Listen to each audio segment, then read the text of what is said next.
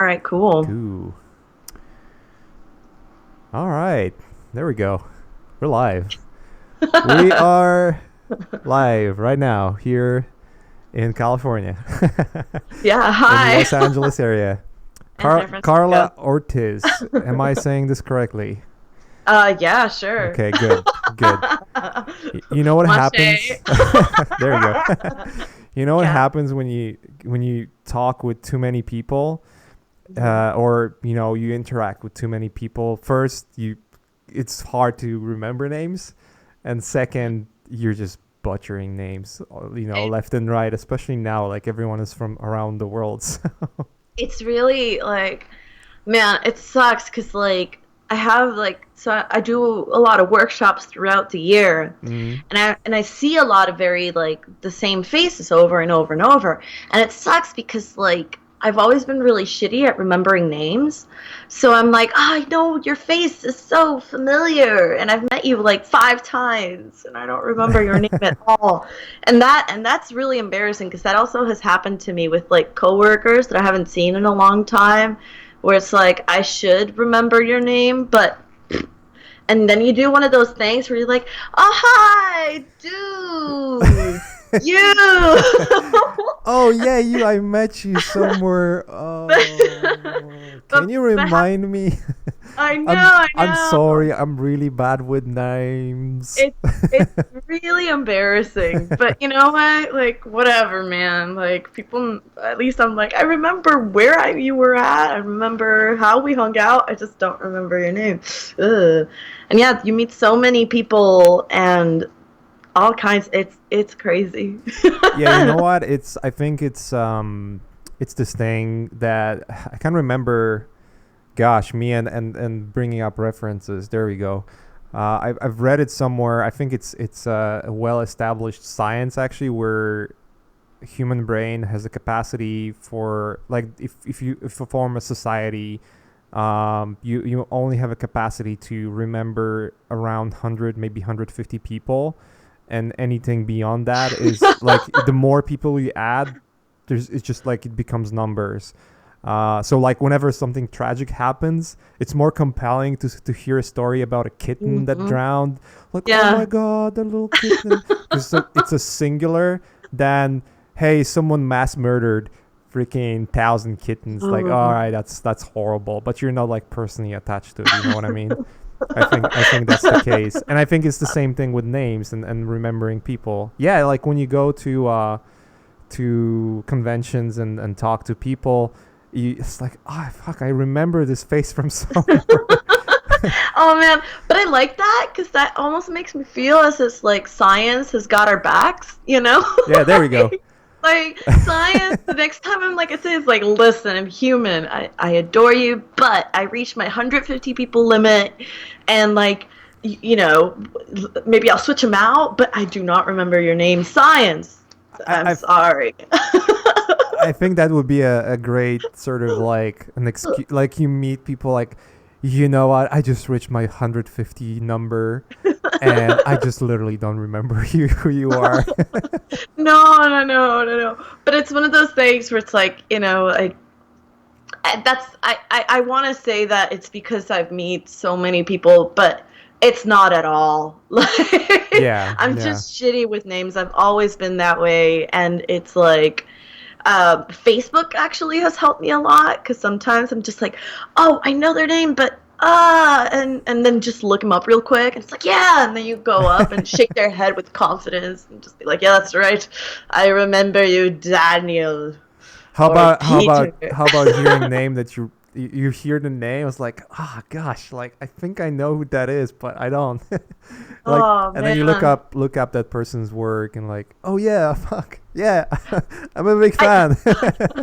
I actually it's really funny because in some ways I actually prefer that because you get to meet them in like one-on-one level where it's like, Right, hey, we're human, like you might exactly. be, and this happened a couple times. It's like I knew of their work, but I didn't know of their, how they looked personally. And when I approached them, I was like, oh hi, what's up? And it was able to approach it more like a human being. Yeah. And then I did the mistake of looking at the work, and then suddenly I was like, hi, hi, oh, you're good.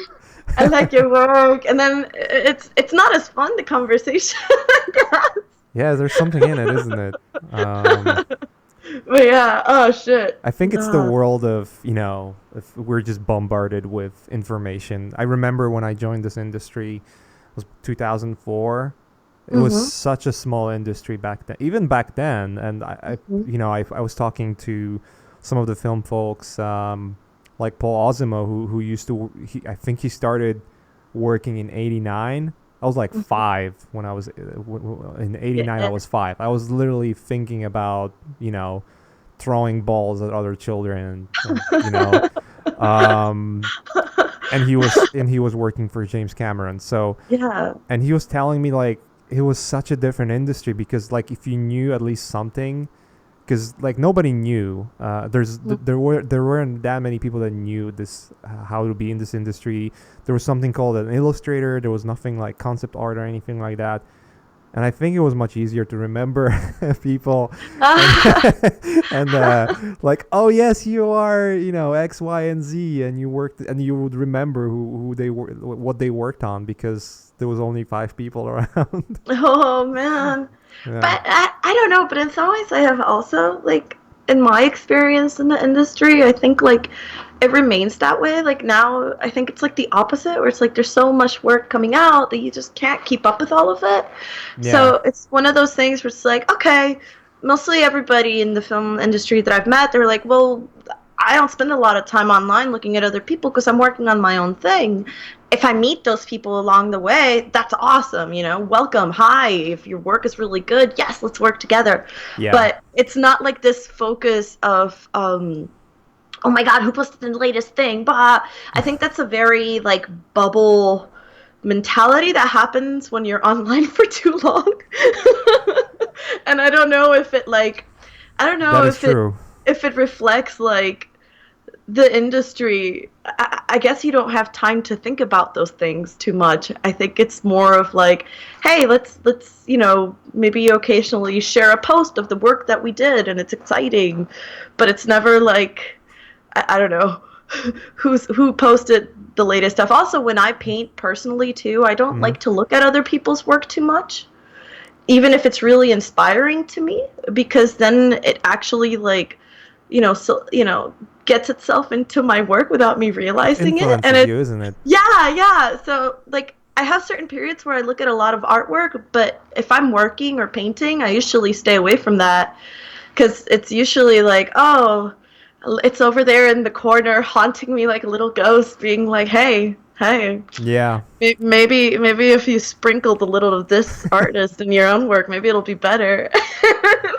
And yeah. there's part of me that's just like, yeah, I'm happy for it, but at the same time, I want to do my own thing. So I don't know. I just went on a tangent there, just blah blah blah blah No, blah. it's all good. I mean, it's a good approach. I personally, I have a personal belief where, especially when you get to have kids, you see them grow and you see how, everything that surrounds them and how you interact with your kids, and all of that, affects the way they grow, affects the way they behave, and all of that.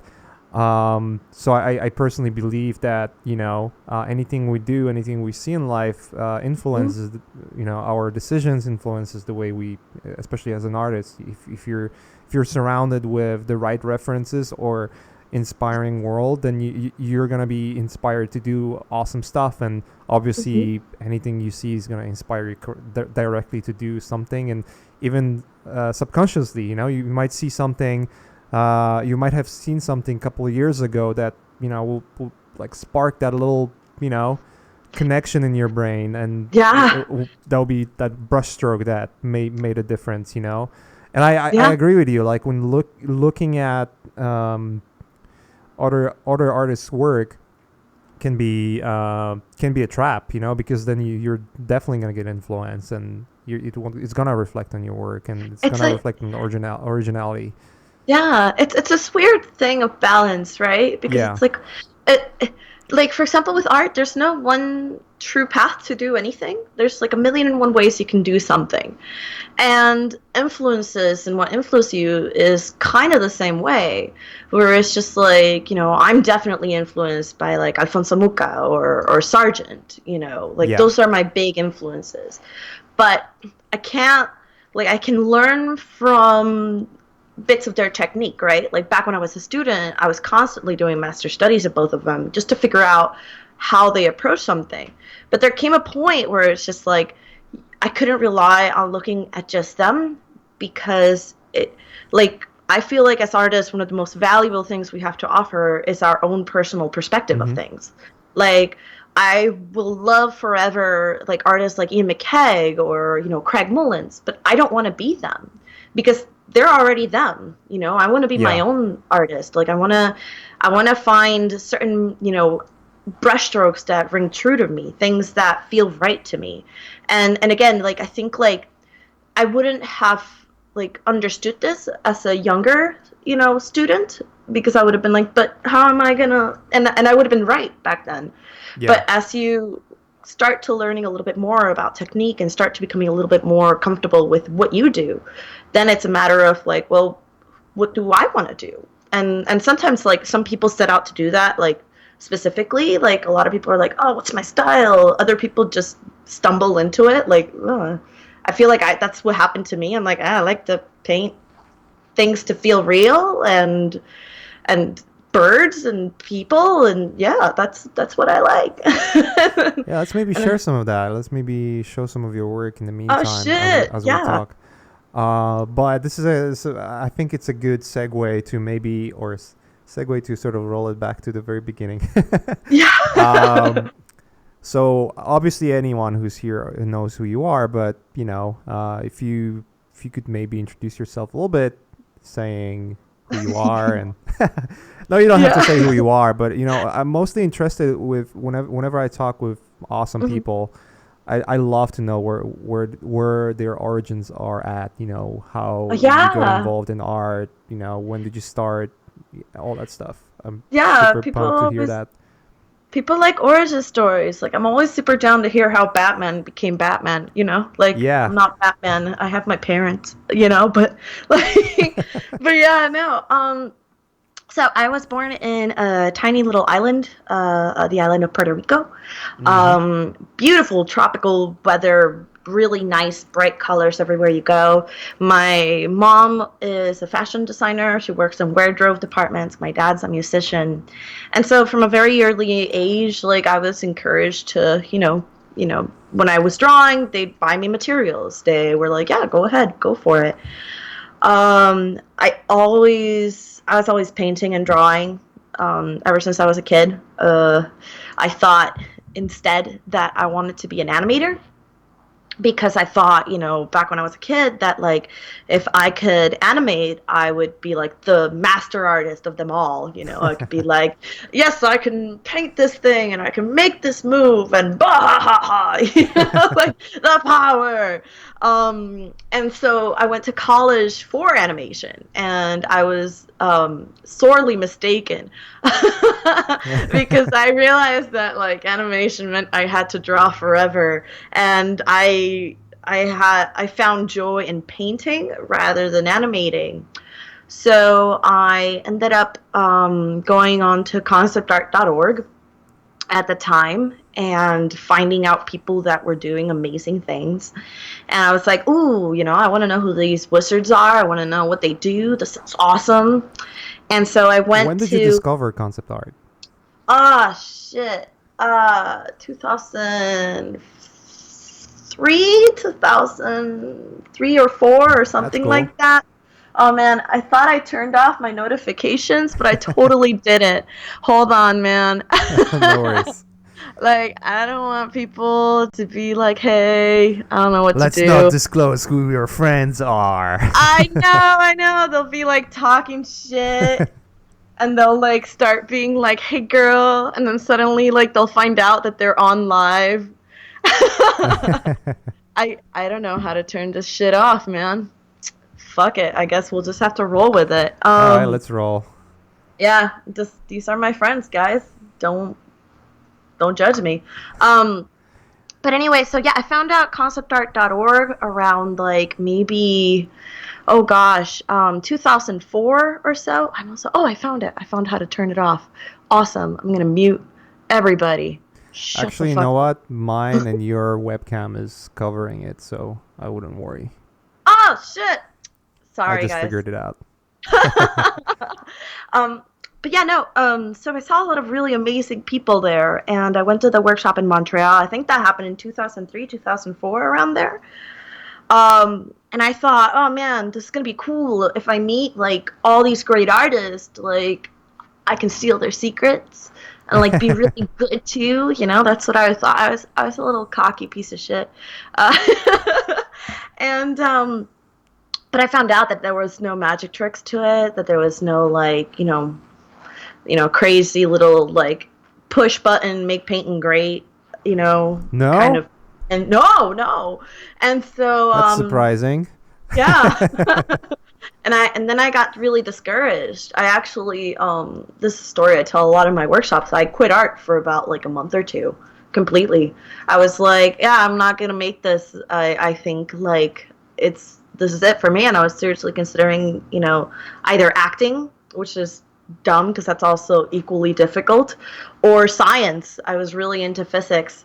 I was like, I could be like Carl Sagan, um, and it was a while. I wasn't painting for a bit, and then like, God, I tell this story all the time. Though I feel like an old person saying this, like, back in my day. All good. All good. But like I called my dad, one day, and he's like, "Hey, how you doing?" I'm like, I'm crying, just life is the worst. I thought I always wanted to be an artist, and it wasn't working out because I didn't know how to possibly, get to the point where I could, be as good as the people that I wanted to be good. And he's like, "Hey man, congratulations." I'm like, "What do you mean?" "Yeah, you're an artist now." I'm like, "What?" He's like, "Yeah, you're not an artist unless you want to quit at least once." And I'm like, huh? Like, I was really excited, but really confused, really angry, but it made a lot of sense actually. Because of my career, I've realized how up and down it is for everybody. There's a lot, and whether they say it or not, like I've been in rooms with like some of the most amazing artists that I'm like, how did I get here? And all they're like saying is like, literally, no man, your shit is good, mine kind of sucks. No, you man, not you. And it's not like being cocky, it's being genuine. Like, for some reason, like it's that like something about painting and trying to get the right images in your mind to translate exactly as you see them onto paper is extremely humbling, because even if you get a really, really, really good one, like it's just difficult always. And it will always be difficult no matter what stage of your career you're at. And so by realizing that there was this constant up and down of, how you feel about your work actually was very helpful for me, because it helped me kind of distance myself, to see my work as an extension of myself. Rather, like if something didn't go right, it wasn't because I'm a flawed human being. It's just because I didn't fucking know. Sorry. Can I curse here? Oh yeah, of course. Hey, Gee. hey, let me ask my producer. Hey, can we Oh. course? Yeah. Let's go. Nice. You have a good working relationship with your producer. But yeah, no, so it's one of those things where it's like I tell this to my students a lot too. Like, for example, you find like a puzzle piece, right? You're working on a jigsaw puzzle. You never go with a jigsaw puzzle like, where the fuck is this piece? Ah, I'm stuck. Everything's shit. You don't do that because you'd be crazy. Well, we do that with our art, where it's like, this isn't quite working. Ah, I suck. I'm the worst person ever. No. So I learned to distance myself from it and then start seeing art as it really is, just a puzzle Yeah. that one needs to solve. And like, you can usually solve it by either knowledge or practice. And so that was a big moment, just through that like quitting of art, I learned how to control how I perceived it. And then later on, I joined the Safe House Atelier, which at the time was the conceptart.org Atelier. Hmm. It was run by Karl Dobsky, massive black guys, and it was really crazy. I got to learn from them for about a year and a half. The insanity crew. I remember They're those guys when they started posting on concept art. I was like, what the fuck is going on? Like everyone was like, what the hell? What am I doing here? we all felt that way in that school too. No, they're amazing. They're amazing. It's really weird how life kind of goes too, because you never really expect things to kind of fit into place. Like I used to look at their work, from so far away, and then like little by little, I became their student, and then as time passes, like they became my friends. Like I feel like, for example, Wes and Jason Chan, like good friends. Kemp Remillard, all those guys, like Yep. Carl Dopp, where it's like, The oh, savages. it's how it goes. I mean, they're nice guys. I wouldn't call them savages. No, I mean in the good way. They're savages. They're like so Oh, good. okay. They're savage. Uh, nah, but you know what? They'd be like, no, man. Unless they wanted to look cool, then they'd be like, yeah, but like I know them. They're no. I think But yeah, there's no. I think But there's it's certain like amount of humility that you have to have as an artist to understand like this is a process. It's not like yeah, you've reached that point where it's going well and then it's always gonna go well, you know. And to your point, quitting art, you know, I personally thought about not doing this so many times already, but then it's like, what else am I gonna do? I'm kind of stuck with it's it, which is a good problem yeah. to have, honestly. But I agree with you. There's something about, you know, that moment where you're at your lowest lows, and you recognize, you know, the quality of the output that you present, and that you still have a long way to go, and this is going to be a never-ending journey, really. And Yeah, yeah. It's exactly, and it's always really like I don't know. Like I've been really fortunate to meet a lot of like people that like back when I was younger, it's like my mind would just like I can't believe like I've met movie stars and I don't get starstruck, but I've met artists that I really like, and that's when I'm like you yeah, know. But it's one of those things where it's like even the most famous of the famous, if they've been in there for a long time, there's a certain humility and love and just kindness that comes from knowing like how up and down being an artist can be. yeah, Like there is no such thing as like a person who like, you know, makes nonstop hits and is just like I'm the shit all the time. No. They might sell that image of themselves, and that's fun and that's fine. But deep down inside, it's just so much thinking and so much of putting yourself into a painting. yeah, Even if it's for someone else, like one of my favorite moments in back when I was starting out ILM. And then back to my story really quick, like just, yeah, left school, got jobs, and then ended up in ILM. And then from ILM, Marvel and all that stuff, we'll get into it a little bit later. But one of my favorite stories was like, I was like, end of day, one of my first moments, first couple weeks at ILM. And I'm walking to the, elevator and I'm exhausted. I had a shitty day. And in comes Ian McKegg, was one of the ones who really helped me get there. And he right. comes in and he's just like, and I'm just like, he looks, hi, there's Ian, hello. And he's like, I had quite a tough day. And I'm just like, what? Because even in his worst days, he's always like very just jolly human. And he's like, I had a tough day. I just couldn't quite get like the image of this face just right. And I'm just like, this man is like everything he makes, it's like mind-blowing. Like his draftsmanship is incredible, and he's having a hard day. He has hard days too. And like the That next happens. morning, yeah, and then the next morning I'm like, yeah, it's okay, I can have a bad day. And I came to work and I fixed what I did, and he came up and I saw him peeking through the cubicle. He's like, I fixed it, let's get coffee. And I'm just like, yeah. And it's just one of those things where it's like, everybody, like everybody struggles with the same shit. Yeah, yeah, we do. and and it's like, and it's knowing that that actually humbles me, and that actually keeps my cool whenever I'm having a bad day or whenever like something just quite isn't clicking.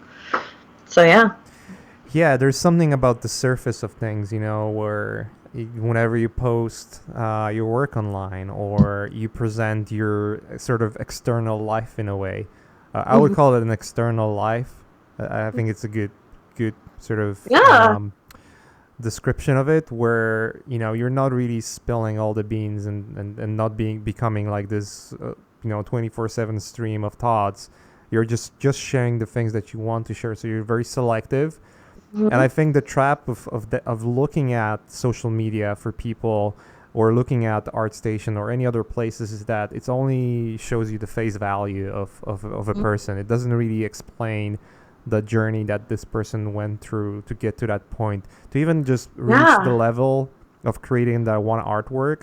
Because Mhm. you know what, I found this to happen quite often, where even myself, when I would do something that I'm super proud of, and I would share the work that I'm super proud of, Yeah. and then I'm doing another project. It's like, fuck, there's something not clicking here. Obviously, this looks like shit. Nothing to compare like Yeah. with what I've done before. So we all go through this, like it's just like this bell curve of going up, and then the bell curve of going down. And so it's Yeah. always like oscillating, and you're never gonna be on the high highs. It's always the struggle, and knowing that shit, like it's not gonna always go great. And Yeah. I think that there's a wrong impression by just looking on everything from the face value, just like, hey, this guy is an amazing guy. Everything he touches turns to gold. Like, no, that's not necessarily true. It's just this Yeah. just so happens that out of thousands of artworks that he's done for the film, he only selected 10 or 20 that are the best and showed them. Oh God, yeah, yeah. I wonder if that's where also the humility comes from, where it's like you have to submit so much crap before Yeah, something really rings. Like for pretty much every concept I've done for a film, or especially film, because you go through so many iterations. Not all of them you're like, this is good. Sometimes it's like I don't even know what's going on. But sometimes it clicks really well. That's just painting in general. So like I agree with you. Like people have this very, and it's a very odd like, and it's a very odd perception that people have of artists that they like. It's one I try to break a lot in my workshops, because I think it's also very damaging. yeah, It's very damaging to the student when they're just like, oh, if my if I if the only way I can be an artist is if everything I do is gold, then like what's the point? And no, there's a process to it. Like again, like I'm only showing you, or we're only showing people the best that we've got to offer, because it's the stuff that like I'm proud of, yeah, and you want to get or hired too. yeah, exactly that too. You just don't want to be like, oh, it's like, look at all these great images, and this one awful one is the one that everyone will always remember. Yeah, yeah, yeah. so, so yeah, no, I completely agree. I think it's social media is fantastic for so many things, but it can also be very damaging for others. Not just, I mean, again, if we're going to talk about science, like what was it? Like it's researchers have found that if you look through like social media for too long, your like satisfaction for overall life goes down. Yeah, And that's because you're seeing like the best that people have to offer, like in our circle it's usually the best artwork that we have to offer. For it's a other it's an people echo is, chamber. It's very yeah, filtered, yeah. selective. Yeah, I agree. And it's one of those things where it's just like there's so much life that happens behind those pictures, behind those posts, which is why I actually really enjoy talking more about my failures than about My wins, although every once in a while I will be like, hey, you know what? I did do that.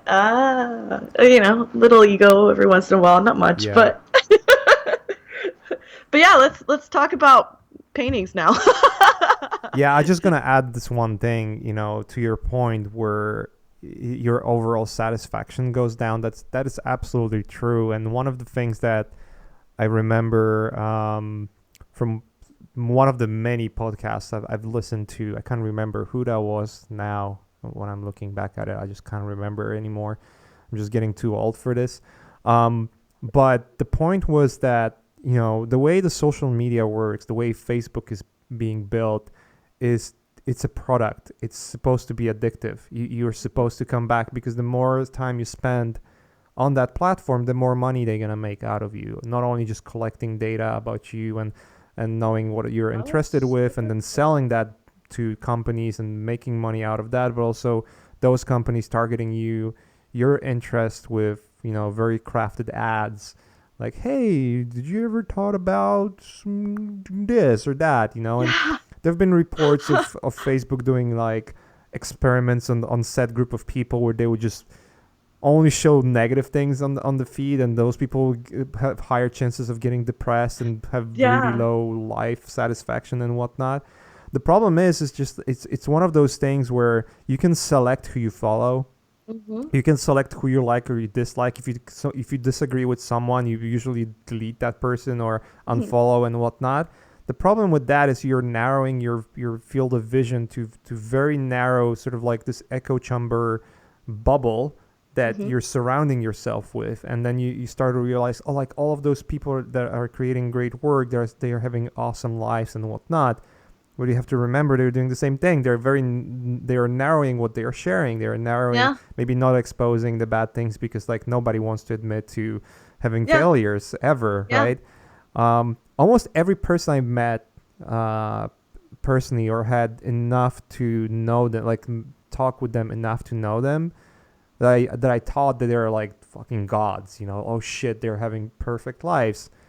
They had worse than me, and I had pretty, I've spoke about my background in this podcast quite a lot. Hmm. Where I come Hmm. from, very very Oh, shitty watch. environment and whatnot, and Yeah. I was surprised to hear those stories because it's just like, yeah, it's pretty much everything is very very surface like, and you Yeah. cannot trust everything that everyone is saying. Honesty becomes this novelty almost at this point Yeah. where it's like it's good to have someone who's honest with you. And to a point Well, of artwork, right? When you get yeah. a honest critique, you should be happy about that, not upset. Hmm.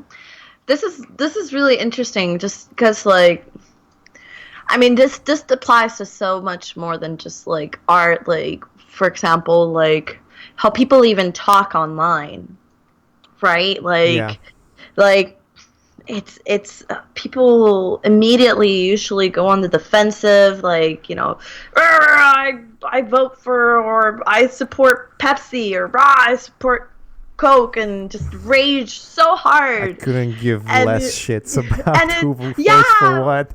but it's one of those things where it's just like there's a certain art to be able to communicate with a person face to face that Yeah, I think sometimes it's missed just from conversations. Like it's one of those things where it's like people, as you were saying, like people assume that like online interaction is the same as like being able it to isn't. interact with other people, or that it's a reflection of how people are, and it isn't at all. And the same thing it is for art.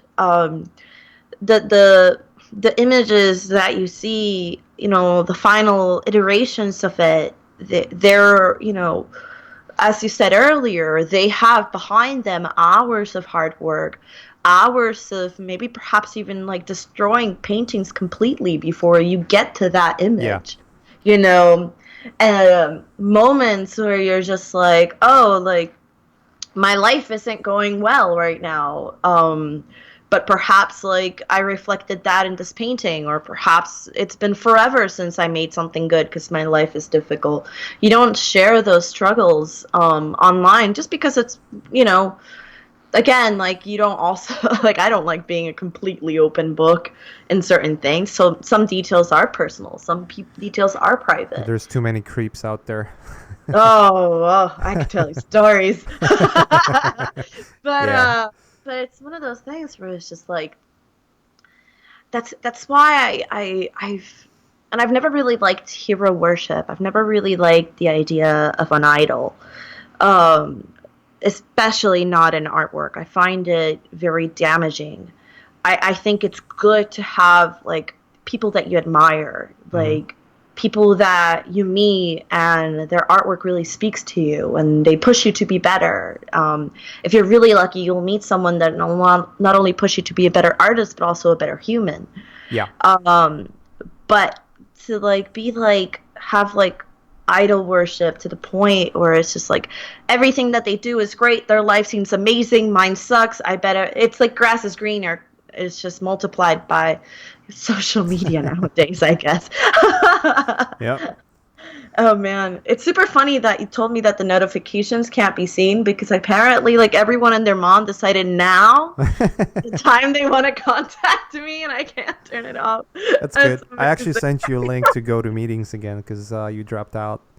I dropped out. Oh, Yeah. I shit. no worries. I've been sharing your work from your Okay. website, Oh, so thank you, thank you. No, I'll join right now. Uh, I've been, but we're having a good conversation, so that's it's all okay. good. Yeah, everything's covered. Everything's covered. Yeah, yeah. No, no, no. I'm trying It's to do my job here too. yeah. No, no. But no, no. It's just the way it is. Okay, hold on. I'm joining in. Sorry, So, guys. how many years it took you from the moment where you took it seriously, like you knew, all right, this is what I want to do for a living. Like I want to be an artist, to a point where you landed at ILM, and for I would say majority of at least concept art industry, that would be considered your dream job. Uh, yeah. I hold on. I'm trying to share my screen here. I gotta make you a presenter. Give me a Oh, second. there we go. There we There we go. go. It's this one. Yay. Okay, here you go. Um, so it took, Yay. yay, awesome. So it took me quite, I mean, in terms of time, I don't know if there was any moment where I was like, okay, this is, sorry, I was trying to do technical stuff, and at the same time, like, my brain was like, it's like drinking and driving. Uh, but yeah, no, so, uh, when I was a student, I was more focused on just trying to study because I had a feeling that like at that time that was probably going to be the only time in my life I would be able to just focus on, learning how to paint. I actually wanted to stay at the atelier for much longer than the Hmm. year and a half that I had. But NCSoft was the one who called me back then, Paragon Studios. Um, I always wanted to work in film, but it never really was like a focus of mine. Like I wasn't like I need to work in film. I think I just wanted, to have a couple things here and there. Like I knew that I really wanted to paint for Magic the Gathering, and like that, became a little mark as I had the portfolio that allowed me to get that job. And this whole process between like me leaving school to me going to ILM, I would say took about maybe 5 years or so. I think. Let Hmm. me see. I joined. I think so. Yeah. Cause no. Yes. Yes. I'm shit with dates. I'm shit with names. I'm shit with dates. But anyway, it definitely took about 4 years or so. Um, but it was one of those things where it's like I didn't expect to end up there. I just went to a workshop that Brom and Ian McKegg were holding together, Hmm. and I just wanted to meet them because I started really focusing on illustration when I was a kid when I saw Desolation Angel by Brom.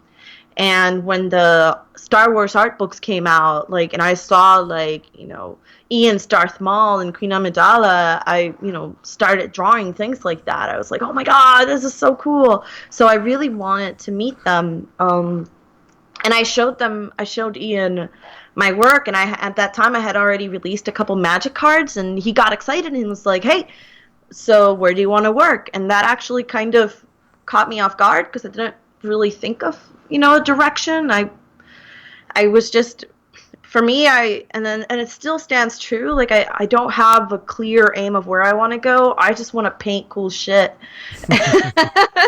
And I want projects that, speak to me and allow me to do what I like to do, which is, paint things that make you feel something, paint things that feel tangible and real. But it took about like 4 to 5 years to go from video game, smaller studios, mobile, and then film. And then I was with ILM for about like a year and a half or so. Mm-hmm. And it passed in a flash. And I was really lucky to work on a lot of different like films while I was there. I worked on Lucy, I worked on World of Warcraft, I worked on Jurassic World.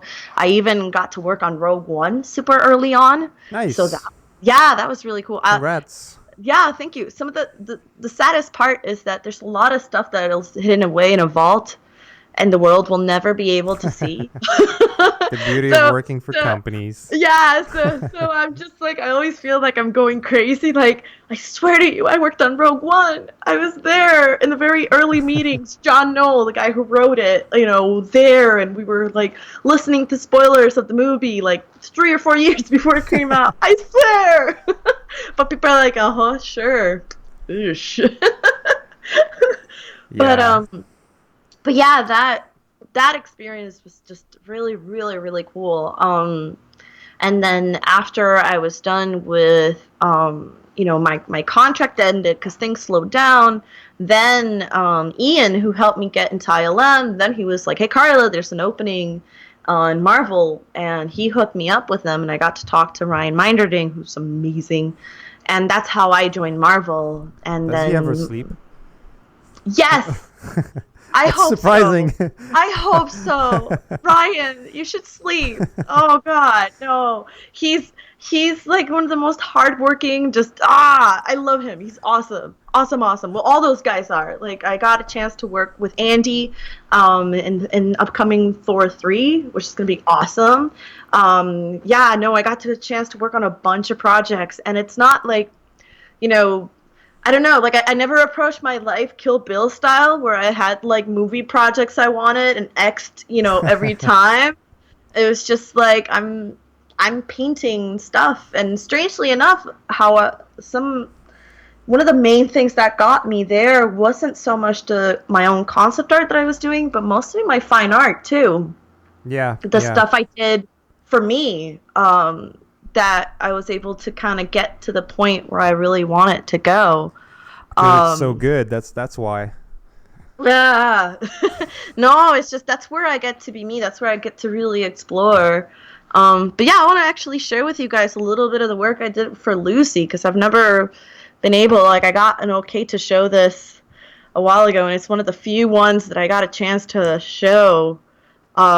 So I got to work heavily on the end sequence of her, and originally there was going to be a full transformation, and I got tasked to kind of sketch out really quick what those transformations would look like, and just like a lot of like really weird goopy shit that was super fun to do.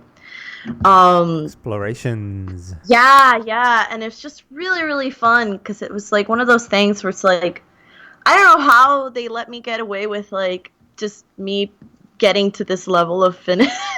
Not very, but I'm just like, yeah, that's enough. And really it was just different ideas of like what she would look like once she reached that stage of enlightenment where she stops, she ceased to be human. And if you haven't seen the movie yet, I've I'm seen sorry. it, yeah. Okay. It's an okay movie. Let's put it this way. Yeah. I have fun, I got a chance to design or help design what the supercomputers look like. I think Ben Morrow also worked on this and a lot of Yeah, he the did a lot of early. work for that Yeah, movie. yeah, yeah. I we got at ILM we got tasked to kind of design like after design, a lot of this stuff. So Ben, I think he was there early on, and then how ILM works is that usually most of the concepts for stuff is already done, but we come in and refine or change Yeah, things to help the composition. And so I got a chance to design all this stuff, how it would look, and it was just really, really, really fun. I always put this in because like it's stupid, but I'm really happy that I got a chance to learn how to paint goop. And I got the only thing that really made it into the movie that I got to work on was this section right here, where it was like how the her body changes and how it tears through her skin, bubbles into her hands, and then just kind of like explodes out. This is mega old though. It's super weird to show. But after I left ILM, that's when I joined Marvel, and I to me it still is like one of the biggest like honors that I got a chance to like work on Doctor Strange, but not just work on it, but also design his final look and nice. really, really, really design a lot of aspects. I was like only a couple hours. It was like Ryan, myself, Anthony Francisco, Ryan Lang. And I think like every once in a while Andy would show up, but I think for most of the whole shoot it was just a couple of us working on this.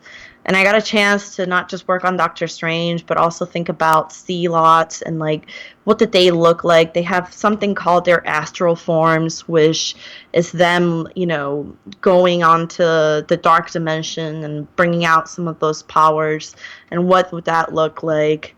This was the final, and when they sent me Nice. this, I like almost died. I was like, "Ah!" How cool is it Because to see like almost direct translation of your work on the it screen? it was Feels good, isn't almost it? it was like, yeah, it was almost exact. For some reason, like it didn't hit me nearly as hard on the screen, but as the big posters. Right. Like, 'cause he was like when Doctor Strange came out, he was everywhere, and every time I looked, I'm like, "My baby," like, and Oh, it was just Baba. one of my baby, and you have to let him go because he's not at all. But it was one of those things where it's just like it was so impactful, and the process was so just it was cool because like Ryan was the one who was mainly art directing us, and he'd be like, okay, just do what you need to do. Here's some of the basic new things that have come out. And I would send in my work, and he'd be like, this is great. Just maybe help do this a little bit, do that a little bit. And I learned a lot about design from him, too. If you guys get the chance to interview him or even look at some of his work, the work is amazing. Um, I'll the, try. I'll try. I try to get him out for lunch when I was in Captain America, and that was difficult. oh, It yeah, never happened he actually. works I really could hard. get anyone out of there, but not him. Oh, Uh, he's cool. But yeah, no, and then this is some of the work I did for the sea lots.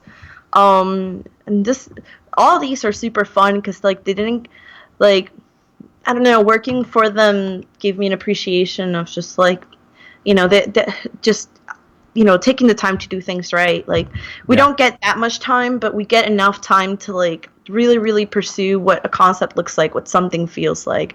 This was the original image or the first image that the director saw that was like, yep, this is the one. And I still remember the day like Ryan called me. I feel so bad because I screamed into his ear. I was so excited. I was like, bah! He's like, oh my god, cool it. I'm like, I'm sorry. I lost my chill, but dude. um, this is more ideas on sea lots and what they look like and how they move. that's There was cool. a moment. there was a moment where they were talking about like one of them maybe having time traveling or like time bending, powers, and I'm thinking like maybe each of those figures, kind of like old school, like what's the name of it? Like chronological, like when they used to shoot a lot of things and they captured movement. Maybe Right, one right. of them could move on its own, and just a lot of different. Oh no. And then just and then just a lot of different things. I literally got to work on almost every aspect of Doctor Strange. I even designed a final look for the Eye of Agamotto. Pow, pow, pow, Nice. pow. Psh, psh, psh. More like refined version of him and what his like hands look like and the scars that he used to have. And it was really fun to paint Benedict Cumberbatch too because I joined very early on before they had an actor. And I gotta, I was like, talking to Ryan. I'm like, oh man, I think Benedict Cumberbatch would be really good for this role because I'm a huge fan of his. And he's like, yeah, we'll see. And and like a week later, it's like, yeah, it's Benedict Cumberbatch. I'm like, yes. And then I painted him for about a year, and then I saw him at the premiere, and I felt like such a creep. He probably didn't know shit about that. It's like, Actually, oh, well, you were one of the 1,000 people that worked on it. Cool. no. The funny thing is, at least in the art book, he mentions my designs. So he's like, Nice. Oh, that's cool. yeah. So at least he Giving you a knows. proper prop. That's Yeah, nice. yeah. Which is surprising. I didn't expect it, but it's one of those things where it's just like he was working. He was at the premiere with a bunch of people around him, and I was like, I really wanted to go and be like, Mr. Cumberbatch, I worked on your face for like so long, but that in itself is weird. I don't know. But it was really really fun to work on it. I really wish I could show more film work, but locked away, For act forever. locked Funny, forever. funny, because my first film I worked on with Robert Rodriguez, I consider it to be my best work up to like I did it 6 years ago, and I still consider it to be the best work I've ever done, Oh, even in light of everything I've done so far, including Ghost in the Shell.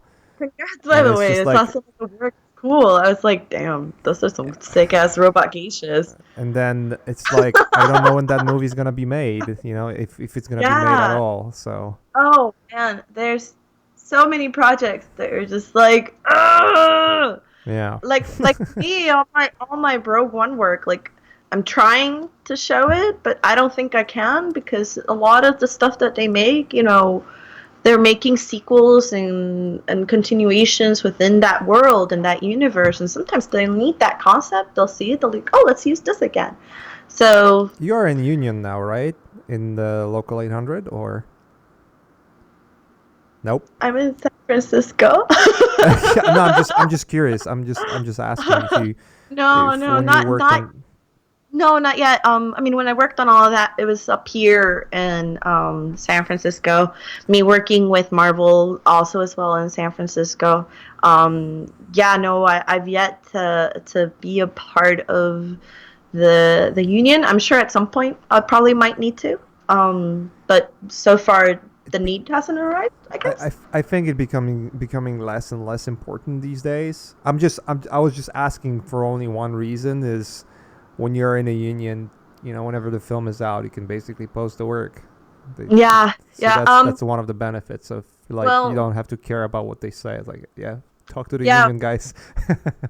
Well, I mean, like recently, so I'm working now with Universal Entertainment, and that was a big conversation I had with one of the producers. I'm like, it's important to me to be able to showcase the work that I do for this Yeah, because I'm a freelancer, I'm a contractor, I'm a concept artist. So much of my possibility of getting future work depends on me being able to show the stuff that I've done. In fact, that's how I got my job at Universal, is that the person that heads it up, the person I'm working with, Crash McCreary, he saw my Doctor Strange work, and that's how I got into it. yeah, And it's one of those things where it's like, had Marvel not allowed me to release the work that I did, I probably would have not gotten this kind of work. So it becomes strangely important, and I do know that there's a lot of companies that don't allow you to release certain work, and that's something worth at least discussing with heavily in the negotiation stage. Yeah, yeah. I would say it's maybe better to pass on the project unless you have an opportunity to maybe work with like really cool production designer or a really Yeah, good director, and yeah. if you get enough impression, or if you impress Mhm. them enough, then it will yield more work to you. So Mhm. that would be a benefit. But other Yeah. than that, I would say, yeah, it's less of a choice or a struggle when you work on through the union, because then it's like, yeah, it's pretty much granted. I If mean, you that's don't, one of the benefits of a union, right? Like they yeah, work really hard to make sure that the things are taken care of versus like a exactly. freelancer. Sometimes you do have to pass up certain opportunities because they don't allow you to, they're just not beneficial. Nowadays, I'm more likely to pass up work if they don't allow me to showcase at least some percentage of the work that I've done for a Yeah, film. yeah. Hmm. It's one of But the yeah, one of the negotiation, like a deal breaker sort of yeah, point where, yeah. It's especially kind of now knowing like how much competition is out there, knowing that you have to stay relevant and you have to showcase the work you do. And yeah. might so happen that that one project might yield the best work you've ever done, and then what? How You it know, lasts forever. last It's forever. in ILM. It's oh man, they have these like giant sections of just work from a ton of movies that like you've never seen, and you're like, oh my god, this is so incredible.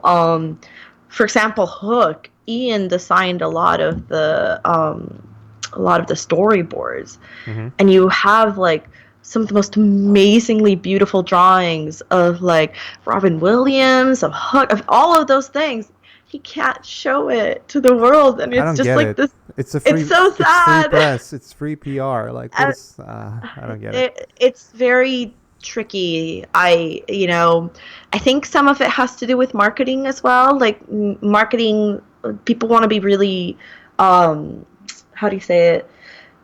People really want Wait, to like 20 years later though. I I know, mean, come on. but people really wanna be in charge of what press comes out, It's and they the wanna be in egos. That's what control it of is. that.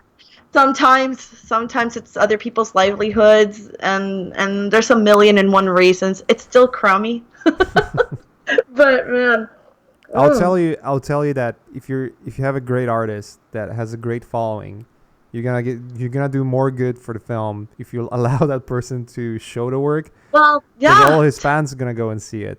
Times have changed, man. Times Completely. have changed.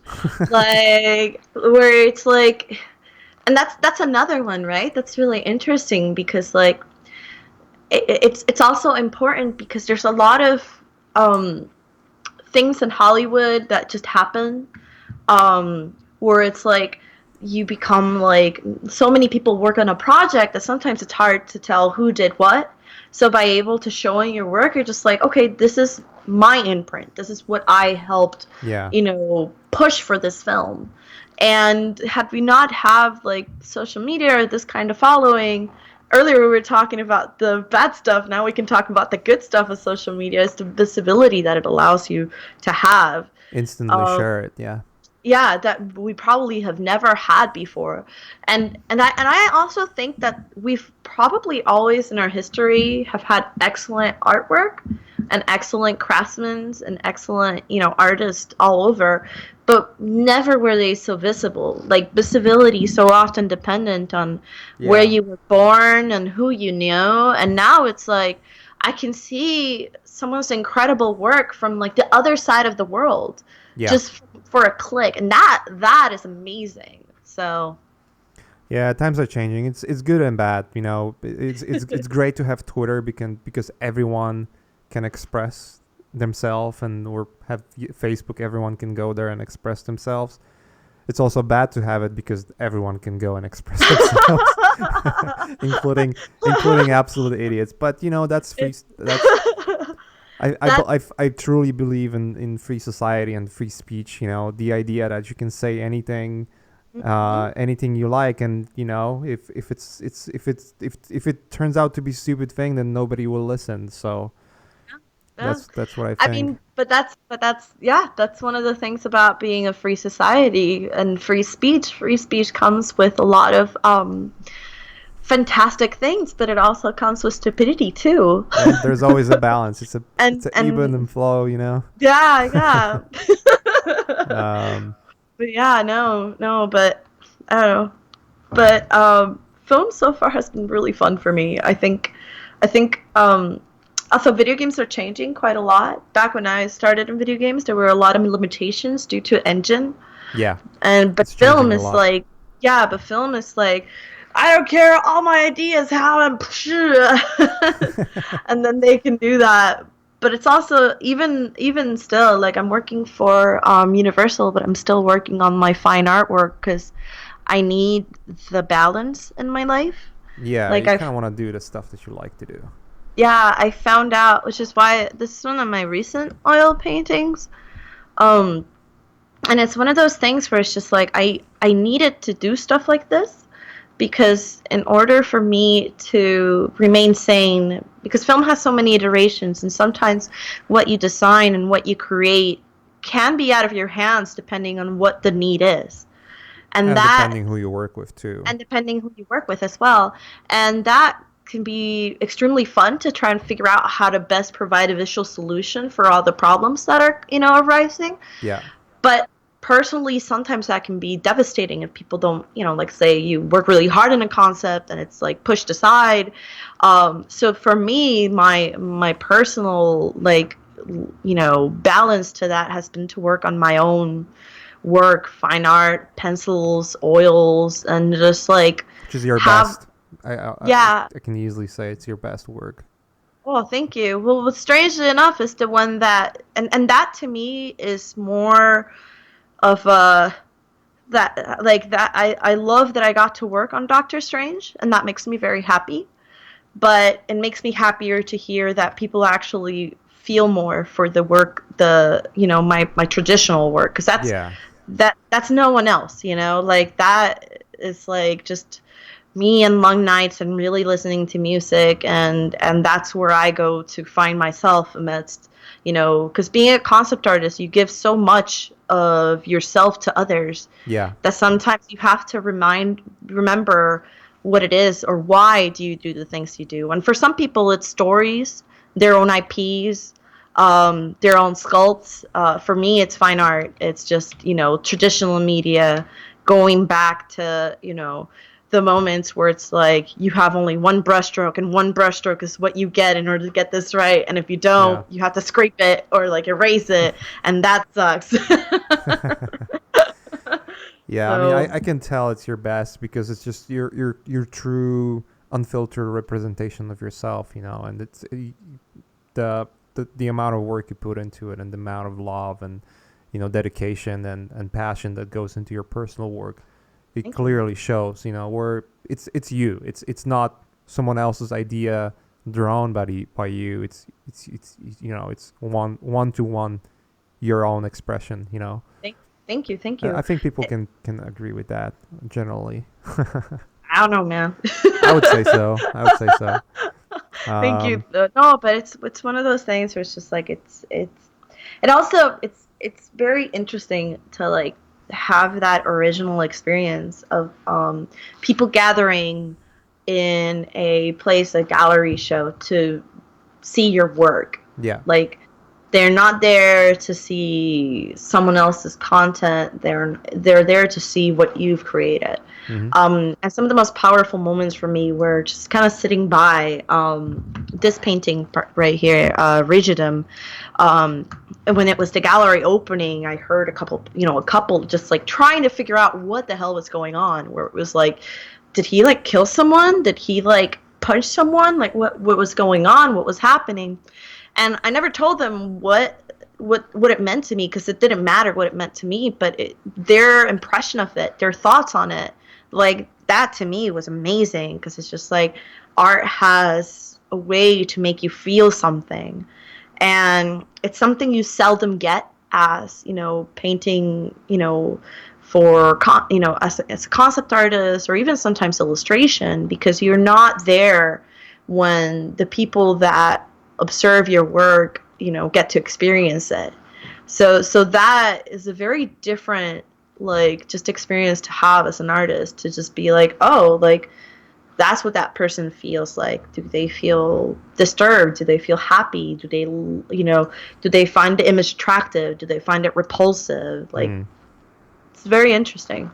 At least it's art. It's not the modern art where you get a chair in the middle of the room and people Well, contemplating. don't get me started on that. Don't get me started. I'm controversial as shit on this stuff, and I shouldn't. But yeah, no, fuck, because I get In so scale mad. of zero to absolute garbage, how Ugh, bad is LACMA? I don't know who Lakma is. I'm sorry. Of the LA, it's the Oh, modern art gallery in LA. see, I don't want to like The one harsh with too the much. boulder, like there's a big boulder that it's considered to be art. Oh, I don't know that They have place, some good but exhibits sometimes. Like they yeah, had yeah, Kubrick that was great.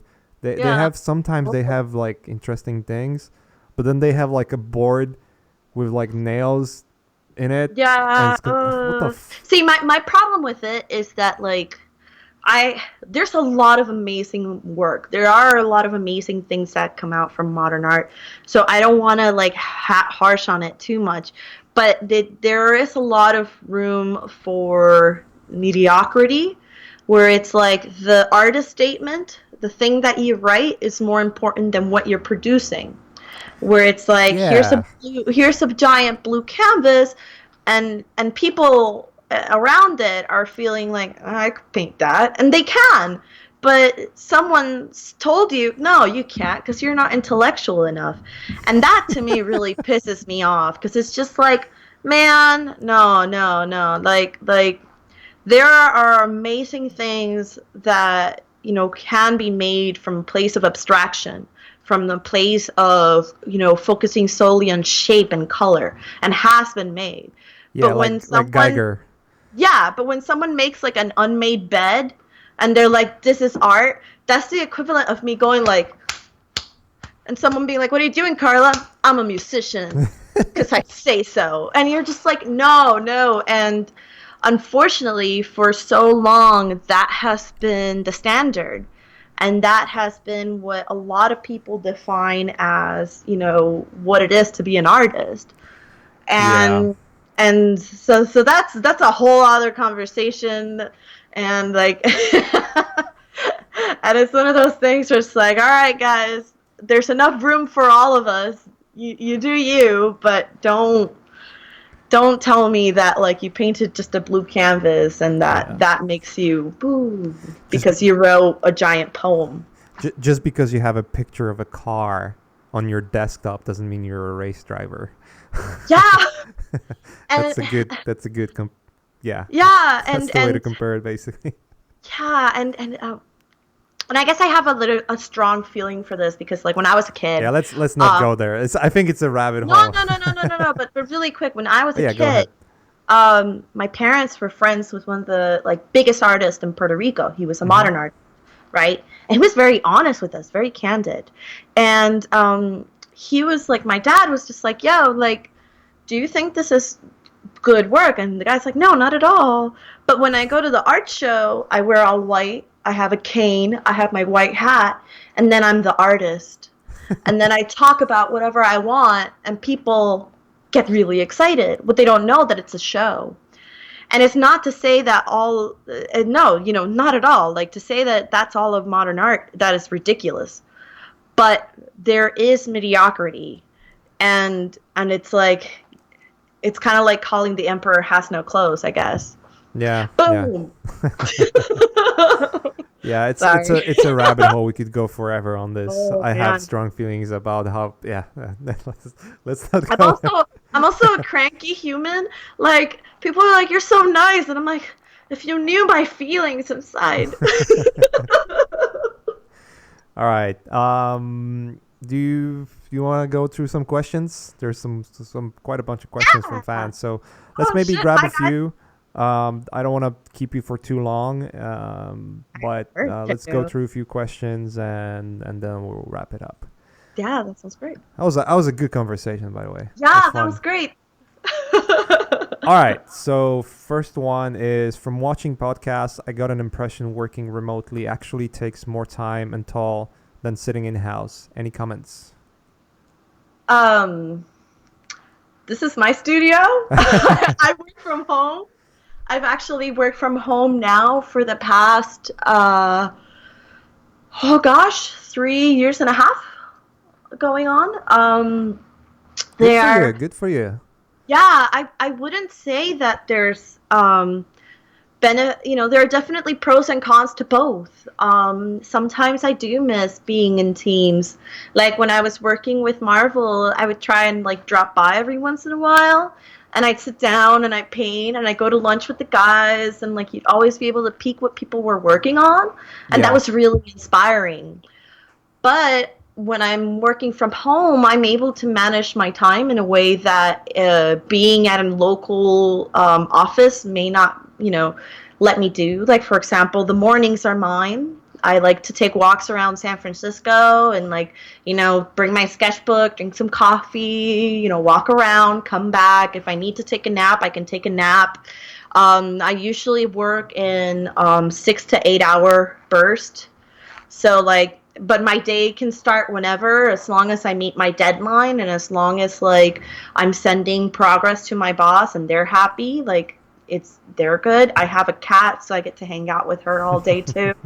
Um, but it can be lonely working from home, so you got to make sure you're at a place where one, you have a separated space to work from home. Like again, this is my office, so I live in a loft, so it's like 3 floors. So the third floor is where I work, and also have a community. That's important because Yeah. then you won't leave outside and you'll start getting kind of crazy. Just Yeah. You're becoming a cat lady, but with art. Yeah, I know. Suddenly I have like 20 cats and all my paintings are about cats.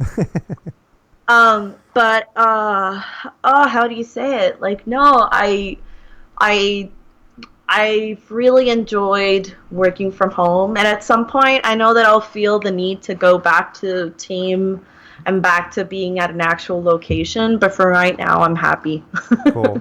I think when you make boundaries, when you clearly separate workspace from home space, that's Yeah. when it becomes easy. Because if the Mhm. lines blur, then it can Mm-mm. become Mm-mm. problematic, especially when you have family around Yeah. you, kids, and anything like that. Is if you don't have those boundaries, then your family will overflow in your work, and you're gonna get Yeah. frustrated because you get nothing done, and vice versa. Then you're frustrated, you have to do work, and that Yeah. reflects on the family. So as long as the boundaries are there, for me it's like when I close the door, I just don't exist.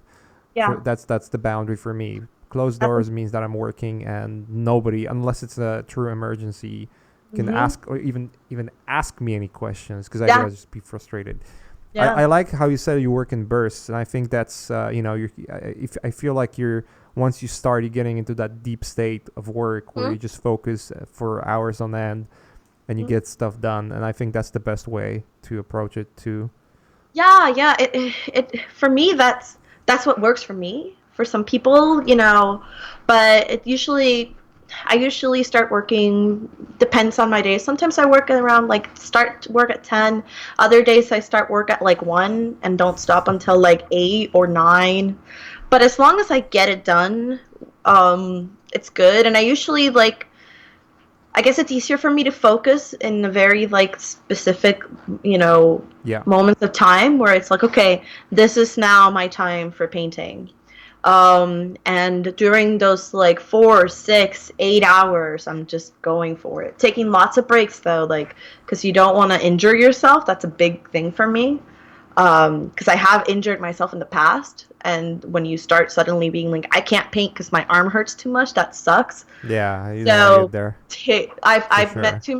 too many people that aren't able to paint anymore because of that. Yeah. So that's very important. But yeah, Yeah, taking breaks is important. You don't want to be in one position all the time, and being yeah, active physically helps too. So yes, that's yes. true. All right. So next one is how much time you guys research versus how much do you practice? Paint, sculpt, etc. and how important is to research. How important research is for you. Let's put it this Oh, way. very? No, no. Well, it depends. It depends on what I'm doing. For concept work, I mean, I'll research. If it's like if I'm making a character that was based on some prior content, I'll usually research that content. I'll probably take like let's say if I have 8 hours to assign something, I'll probably take about an hour to look for references and ideas and things that will inspire me and make sense and make informed decisions of brushstrokes. For my fine art work, I do like to do large photo shoots that I plan. For example, like one of the pieces of the guy that was sitting down with the blood, that was actually um, the first photo shoot I did with. At the time, he was my model. Now he's my boyfriend. But I contacted a local bar that's like a speakeasy. They had the couches. We went and we got him like the outfits that I thought would be really good because I already had a bunch of ideas. And like I did a whole day of photo shoot for that Nice. because because it's one of those things where it's like I don't have the luxury to do like life drawing or observational life drawing. We don't live in medieval times, and I True. don't have that time or budget. So pictures is like having really good photo shoots really helps me do that. But Are you practicing saying from you life. paint from photos? Oh, bruh, yeah. Oh my god. Oh yeah, no, I get so pissed. Here's another rabbit hole. Alfonso Muca painted from photos. Anders Sorns had photos. Like all these people that you're like, oh my god, they're so mind blowing. Hey, they painted photos. And back in medieval times, their pictures were just studies that they made of people standing still. Like artists throughout history have always found a way to like make informed decisions. So Yeah. people, and even guys like Kim Jong Il, because people are always like, yeah, but he can do it from memory. Yeah, but he studied like from life so much that's how he got all that visual That's memory. the only Like, thing he does. yeah, and it's just His one of whole those life. things. Yeah, and it's one of those things where it's like, I don't know with this notion of like, you just pictures, bruh. Nah, it came because it's just like, are you kidding me? Like again, like Alfonso Mucha, I bought one of the books from the Slav epic that I went to see in Prague, and in the book, it actually shows you the references that he took for some of his larger masterpieces, and these are incredible paintings. So yeah, I think people who don't use like references like use references, use it, why not? It's information. Yeah. I think where people get hung up is that like, oh, but then you copy the information and you're like, no, you shouldn't copy a reference. A reference should be for inspiration and information only. Like if you copy something directly from the picture, it's gonna look like a picture, but that's why you study from life. That's why you study in other methods, so you understand where the camera fails you, and you're also not beholden to it. Yeah. So, Or so if yeah. you copy directly for a photo, you're doing it to save time to focus on something else instead, which is more important in that particular Mm. painting. If you Yeah. want to design something really cool, the last thing you want to do is get hung up on details, how the grass is going to look around it. Yeah, it's one of those things where it's just like just use the tools that you have and that are available to you. Yeah. Like me personally, like I like to use reference. I paint and I like to paint. Like so I'll have my references and I usually will be that idiot that paints the blades of grass because I do like painting grass. It's actually quite fun. But but I will use the tools that are in my arsenal in order to make an informed decision. That's all. Gotcha. Makes sense. Makes sense. Is there any resource, books, tutorials, keywords, etc., that teach your learning path on, I guess, the learning path you went through where you were at the Safe House Atelier? Yeah. And I'm Um. guessing that is a question because someone likes the way you paint and wants to Okay. learn how. Yeah, no, I If think that's something that you developed there, or that's something well, was a no, part of no, it. no, no. Traditional atelier training has been a thing for like forever. Um, uh, for those that are able to attend, there are many wonderful ateliers, both in the United States, Europe. I'm not sure, throughout the world. My particular teacher right now is in LA, Karl Dobsky. He did open the Safe House branch out there. So if Yeah, anybody Carl is a wants to learn, badass. yeah, if anybody wants to learn what I learned, just go there. There, that style of academic training. In terms of books, there's oh God, Charles Bark drawing course. That one, I think, is where most of the old school traditional atelier training comes from, where it teaches you how to, do block-ins and observe and be very accurate with your observational and transfer from observational to, drawing and then painting. Um, there are other books that I always recommend that are just fantastic. I love Alla Prima Yeah, Alla by Prima is Richard great. Smith. Yeah, like just his philosophy, his attention to just how he sees things is fantastic. Creative illustration by Andrew Loomis was always a big influence on me. Um, yeah, yeah. I think those two. Alla Prima is pretty good, and then the Charles Spark drawing course for Yeah, I those have who. those. Those are Yeah, dope as yeah. fuck. Let's say. Yeah, they're so good. No, no, and it's just like, yeah, like if you not a lot of people, I can't learn by books. I needed to go to an actual place to learn, and now I can pick a book and be like, oh yeah, this makes sense. And Yeah, I needed to have the information beforehand. But if you're one of those people that are able to learn from books, yeah, Charles Bark drawing course and then Alec Prima, those two combined. yeah, it's a good stuff. It's a good, definitely a good resource. How much time would you recommend devoting to project or a piece for a beginner building an entertainment design portfolio? Is there a rough average you would recommend? I mean, oh God. So I think there's a difference between being efficient as, a concept artist, because you can't take like a month on a painting if you're Of working course. on a project. You can't. But if you're, starting out, you know, if you're a student, if you're starting out, take your time. I made paintings when I was a student that took me months.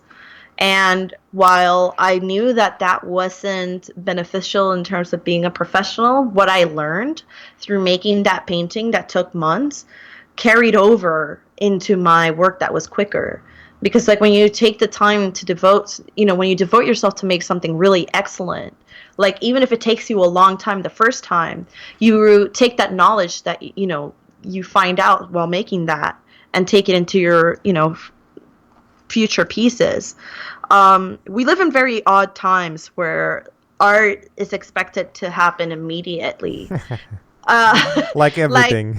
yeah, like when you see, like, for example, Ilya Repin, I think he was, and he made this painting of all the dudes, pushing the boat off the beach. That painting took him like about a year and a half or so, and it's not very big. It's about like this big, I hear, and so much of like the amazing paintings of the past that we look forward to, they take time. Like for Sargent took weeks, sometimes even months, getting the likeness of a singular person just right. So I always find it kind of weird when people expect similar greatness so quickly, um, especially when you're starting out, because you have to learn that and then you Yeah. can speed it up. In terms of professionally working, though, like it can take anywhere from, depending on what the deadlines are. Sometimes I personally like to work on projects where it's like, oh, I take about maybe a day or two to do sketches, and then 3 or 4 days to get the full render on. And I have like a couple Yeah. and it also depends. Is it like a key shot? I'm sorry, like a keyframe? Is it like, character design? Like, what is it that you're doing? For character designs, me personally, usually takes me anywhere from like 2 days to 4 to 5, sometimes even a little more, depending on how like How intricate the extremely design is. Yeah. intricate and how rendered do I want to give and what they need. If it's like a quick sketch, 1 day, two. But I take my time, and the people I work with know that. And I think people overall expect good things to take time. So Yeah. don't rush it. Don't rush it, especially in the beginning. Make sure you have killer work. But then yeah, Yeah. don't go over like freaking months and months. You want to still have a Oh little bit of yeah. volume. Yeah, totally. There's one, Balance. It's balance, yeah. There's one technical question. I guess it's more to me from Alan. As a concept art, as concept artist starts to integrate more usable 3D stuff in their work, do you think that would push modelers towards more of the technical, less creative side in the near future? I'll quickly answer that. I think See it's you, boy. gonna, yeah, it's a sort of like my domain, I guess. Um, I think it's gonna be a little bit of mix of both. People that will be able to adapt will, especially modelers will become more of designers, and designers will do more modeling jobs, and people who are just refusing to learn anything new and they're just gonna stick to their corner gonna be rooted out very soon. Very Me, soon. I'll be out of a job soon. I don't know, because you have, apart from the work that you do for film right now with painting, and that might be something that is going away. Not in the near future, but sometime in the future, that's there, definitely gonna change. there are But things that make me feel like a caveman, honestly. But yeah, but that's all right. I can live in no, a hut somewhere. but look, you also have the tradition. There's some novelty, and there's something about some tangency, or like, I don't know how to put it. You can put a finger on traditional art, whereas it doesn't have the same perception if you do a digital painting. Wouldn't you agree? Hmm. Some ways, yeah, yeah. There's something forever alluring about seeing Yeah. something. And as long as you learn how to adapt, and not necessarily maybe expanding like, oh, I need to learn 3D now. No, it Yeah, might mean like, I want to do what I love to do, but in order to stay relevant, that maybe means I have to become more of a, of sort of like a public person, and have my own channel, and yeah. share the work with people and make means that way. I mean, there's quite a few examples of people that run very successful Patreon campaigns where they just do exactly that, and they don't have to Hmm. work for clients because they're Hmm. they're basically completely, community funded, which is great. Yeah, we live in exciting times. For me, Yeah, it's VR. I'm excited to get my hands on that and nice. figure out how that works because that is fun. That's moving But fast too. it's amazing. But again, I'm also a caveman. Like I like to smash my ores and pigments with my animal bristles.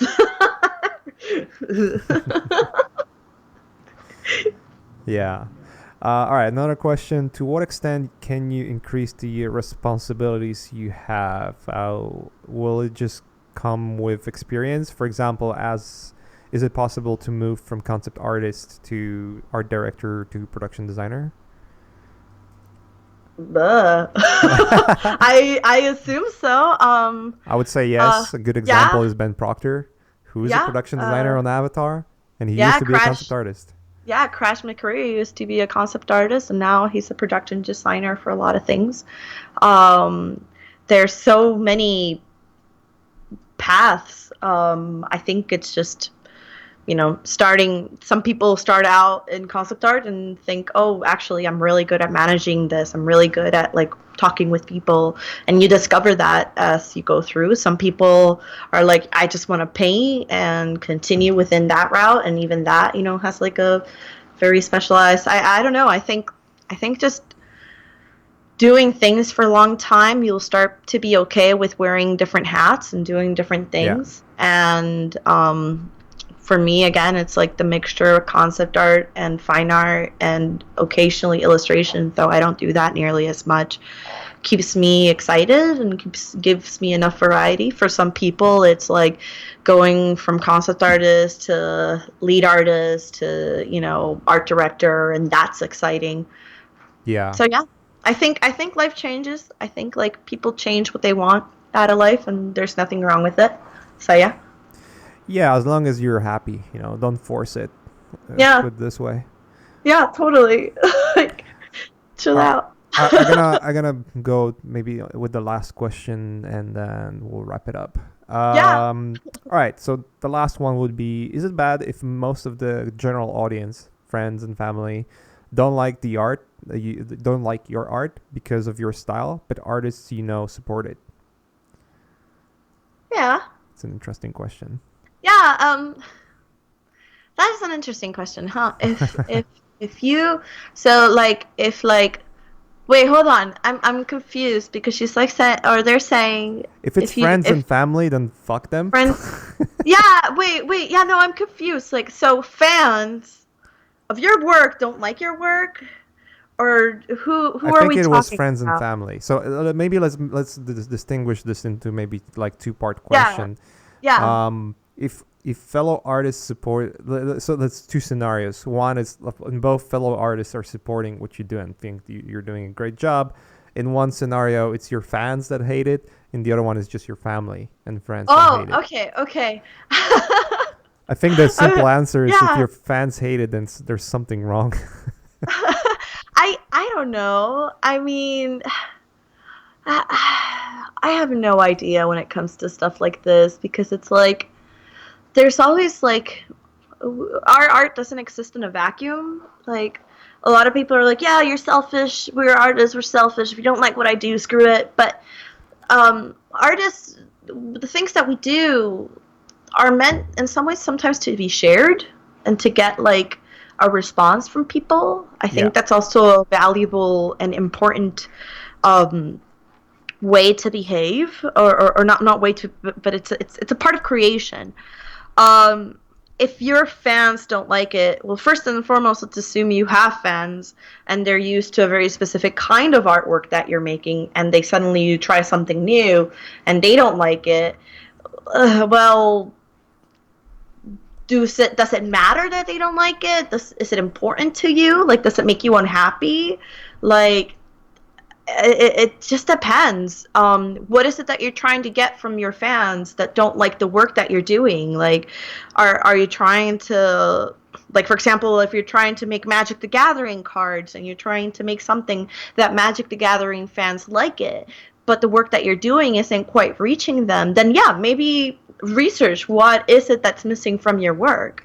Yeah. But let's say you're working in fine art and you've been doing, I don't know, I'm taking an example of a friend of mine, like cityscapes, and then suddenly you want to do figurative work and your fans aren't too great with that. Does that mean you're stuck forever with cityscapes? No, you do what makes you passionate. You do what makes you excited.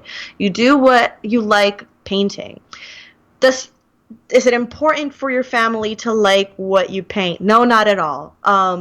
I paint skulls and really weird shit, and sometimes my mom's like, "Ay, Carla, Dios mío, I can't take this. It's like the devil." And I'm like, "Yo, mom, like, chill out. Like, it's cool." I'm possessed.